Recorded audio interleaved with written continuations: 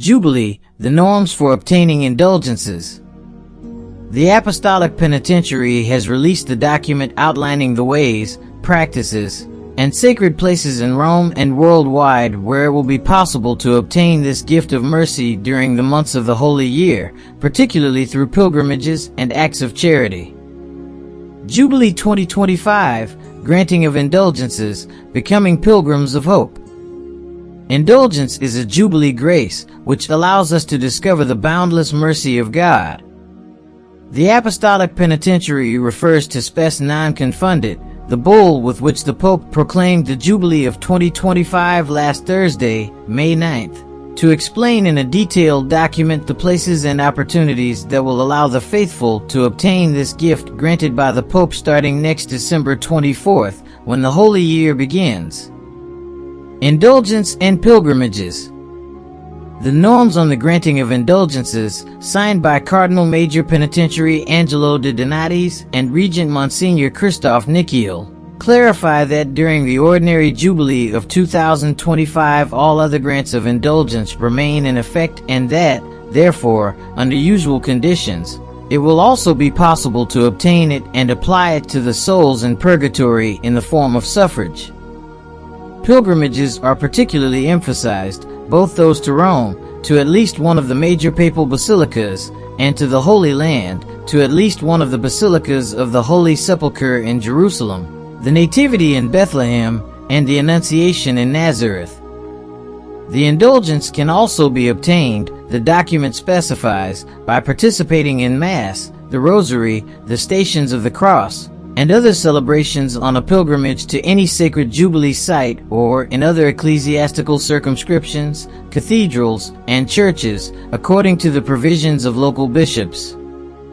The document also lists other sacred places in Rome and worldwide, including major sanctuaries and basilicas such as Assisi, Loreto, Pompeii, and Padua, and outlines ways for those who, for serious reasons, cloistered nuns, the sick, prisoners, etc., can still obtain an indulgence without participating in pilgrimages and celebrations.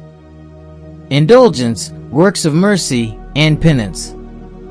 Following Spes Non Confundit, where Francis states that in the Jubilee year, we will be called to be tangible signs of hope for many brothers and sisters living in difficult conditions, the penitentiary norms clarify that the indulgence is also linked to works of mercy and penance. The faithful are invited to rediscover corporal and spiritual works of mercy, so visiting the sick, prisoners, the elderly in solitude, people with disabilities will allow obtaining an indulgence in each visit, even once a day. The same possibility is linked, the document continues, to initiatives that implement the penitential spirit in a concrete and generous way, which is like the soul of the Jubilee. Particularly rediscovering the penitential value of Fridays with abstention at least for one day from real, but also virtual distractions induced by media and social networks, superfluous consumption, practicing fasting as indicated by the Church, for example, donating a proportional amount of money to the poor or supporting religious or social works, in favor of the defense and protection of life, abandoned children, young people in difficulty, needy or lonely elderly, migrants, or even dedicating a proportional part of free time to volunteer activities. Sacrament of Reconciliation. The Holy Year, the penitentiary states in the introduction to the norms, is a special period to experience divine forgiveness. Therefore, in the concluding part, space is given to everything that facilitates access to confession, with a series of faculties granted to bishops in this regard and an invitation to all priests to offer, with generous availability and dedication, the widest possible access for the faithful to benefit from the means of salvation. Practical suggestions are also made, such as the publication of confession schedules, the exhortation to be present in the confessional, scheduling penitential celebrations in a fixed and frequent manner, also asking for the help of elderly priests who do not have defined pastoral tasks.